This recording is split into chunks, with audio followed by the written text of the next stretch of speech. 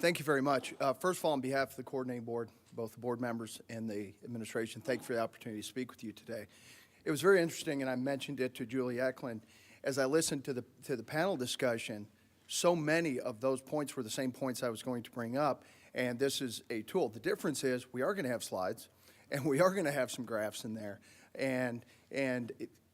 for the purpose of stimulating discussion, I want to bring that up right out of the gate.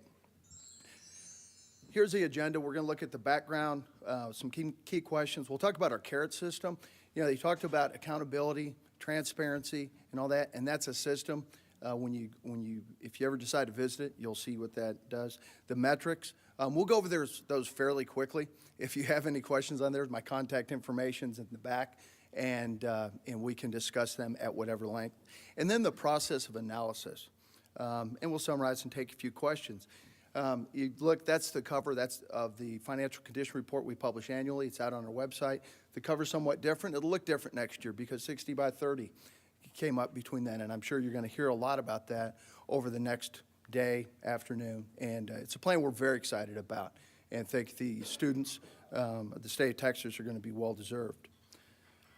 Like any good initiative, it has some legislative background. This is out of the General Appropriations Act, and the rider that empowers us to collect this, that actually not just empowers us, directs us to collect it.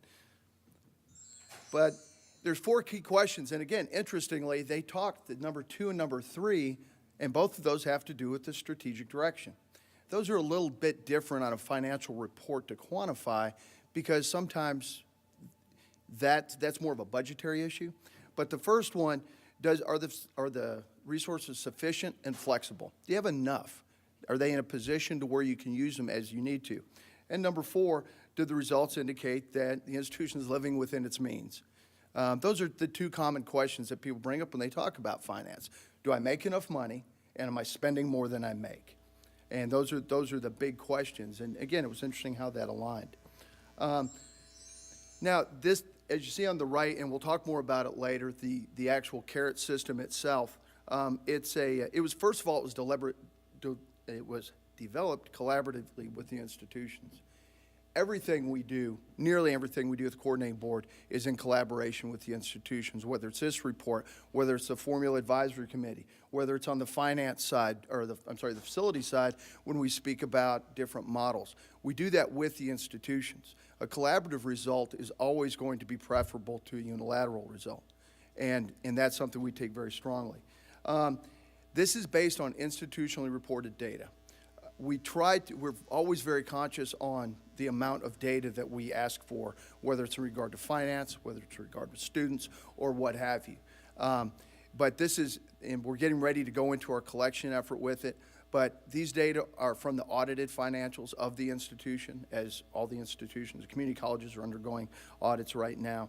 Any updates to the system are always informed from the field. We listen. We listen every time. In fact, we got a call the other day that said, you know, this is calculating a little bit different. We looked and we found a point where we had to improve. So we do take the collaboration, and we appreciate the collaboration with the community colleges very seriously. It creates indicators, and I cannot stress that enough, that what you see from here are points that are going to facilitate discussion, to begin the process of inquiry. This is not a go, no-go basis, okay? Although some of the indicators in the end, to make them digestible, they have to, hey, it's above the line or below the line, but really the entire intent is for it to be an indicator, because there are a lot of reasons why an indicator would go down. If you go and undergo a capital development effort, if you look at a capital development curve, it doesn't go up on a line. It goes up as a staircase. Because you have a need for a facility, you invest the cash, and then the facility has to be built. So there's a period of time there where you have not achieved that increased capacity, which will increase the operating revenues to be able to realize it, yet you've already expended the cash. So what you see in a year-to-year basis is you're going to see some variability. Again, this stimulates a discussion of why that occurs. The information you see are easily digestible, and we're going to go through the meat of it when I get into it, the process of going through, and you can see how it can go from 30,000 feet to, you know, ground level through the process of inquiry, and it should be used that way. The system, CARET, is fully integrated with all of our other systems. When you look at the full-time student equivalent data, that draws right on the common data sets. We don't have separate data. We don't ask for those data twice.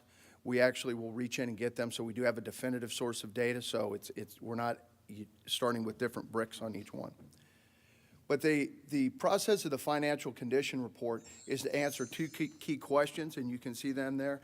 Financially capable of carrying out its current programs and able to do that in the future. Some may look at that as solvency, liquidity. There are lots of ways to look at it. But those are the two key questions that these indicators are designed to answer. First and foremost, the Composite Financial Index. That's the true 30,000-foot view. Executive overload of information is something we're well aware of. We're very sensitive to it. And we want to be able to provide a tool where a person can look and see, is there an issue? Or are we chasing a problem that doesn't exist because we've looked past the forest at an individual tree? That consists of 4 different ratios. You can see them there: primary reserve, viability, return on net position. Those are combined to come up with the Composite Financial Index, and 2 additionals: equity ratio and leverage ratio. Now, I'm going to go over I'm going to go through it fairly quickly, the actual ratios, how they're computed.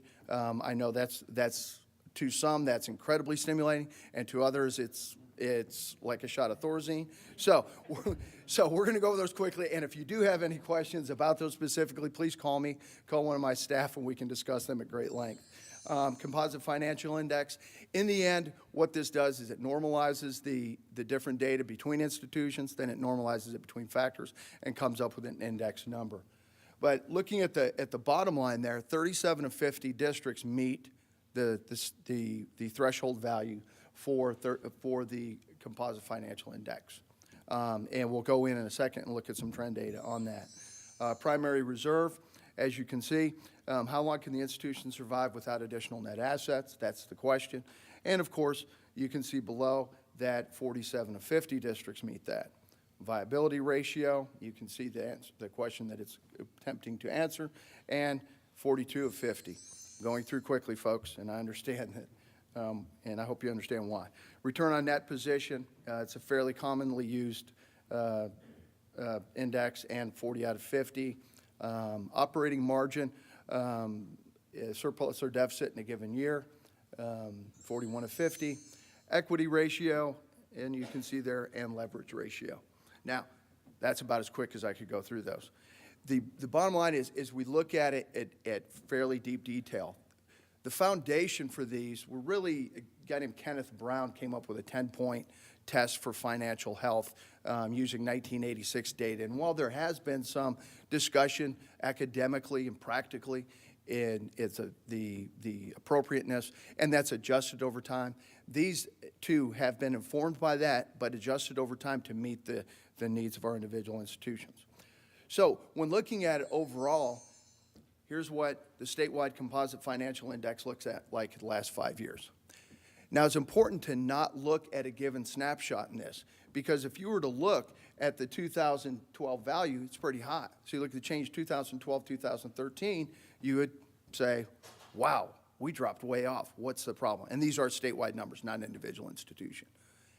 So it would indicate a problem. But if you compare 2011 to 2013, it's gone up. So, and it's obviously an upward trend that it's more healthy today than it was previously. Okay, that's the 30,000-foot view. Are we better off than we were then? Another way we look at it is the number of financial indicators that are met, blue being meeting more financial indicators. We try not to use the word standards because that implies there's a right and a wrong. We use threshold values as alert values. And you can look, and the blue lines fairly approximate the Composite Financial Index. What I really want you to focus on is the yellow line. That's the number that met few of the indicators. And you can see that while those meeting a lot of the indicators went down over time, say 12 to present, 12 to 14, the number of, over the threshold, the number that met almost none has gone down. So they're meeting more. So we're seeing more of gravity towards the middle, which isn't necessarily a bad thing. So as you go through the process, this is what you see. What you see in the financial condition report is this. And if you're reading this report from left to right, it actually goes down into the data as you go left to right. First of all, on the left, you have a green, amber, red system. Green meaning that you meet several of the indicators, and of course, red meaning that you meet less of the indicators. So at a glance, for a legislator, for an external constituent, they can look at it and see, is there an issue? Now, those are redacted. They're public information, but for the process of this, it's not important whose name is there.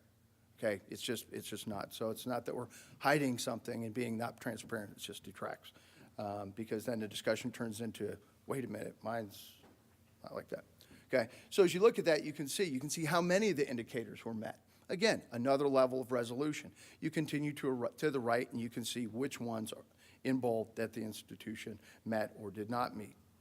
Again, diving down into the data some more, if you want.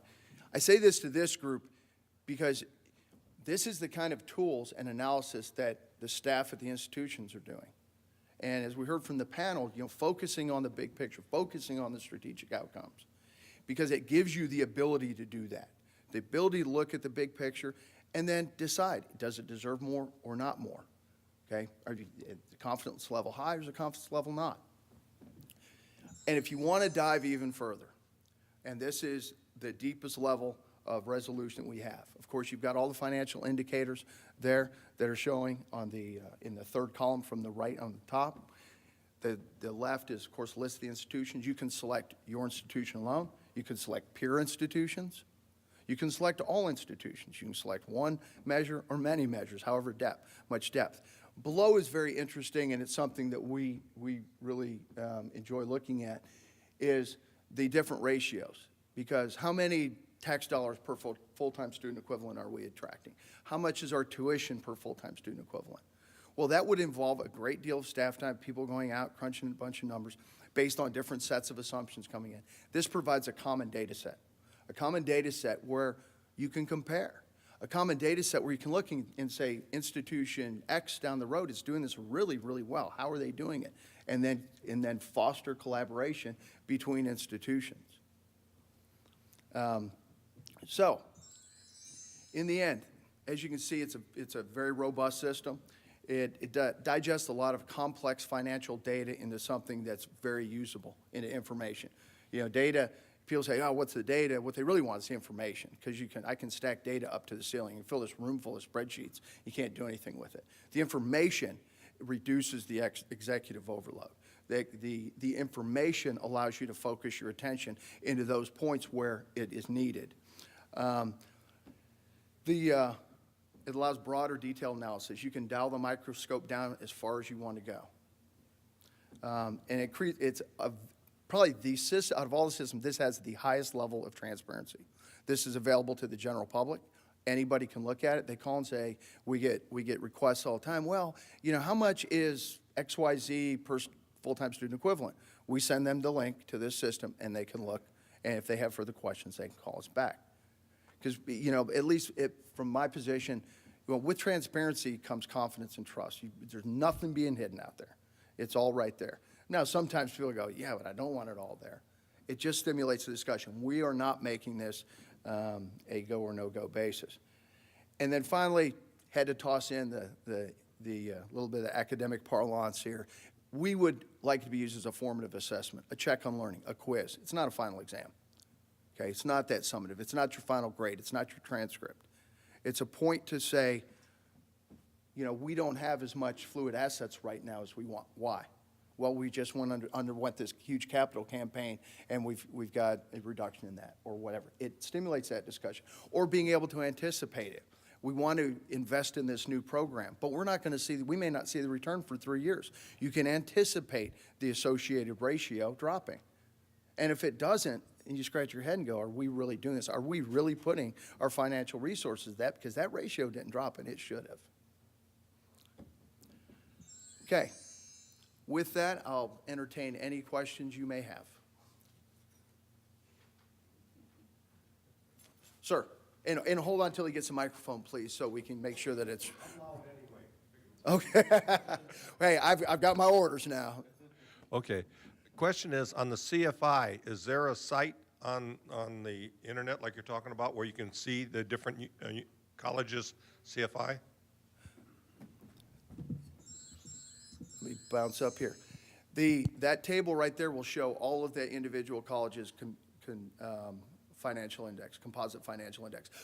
And let me, one more thing. Along with that, on the site, and I didn't put it in this whole slide, there's a companion workbook that you can download as well. That's right beside it, and you can pick any of that up. It won't have the school names whited out. It will not have the school names whited out. They will not be redacted. Thank you.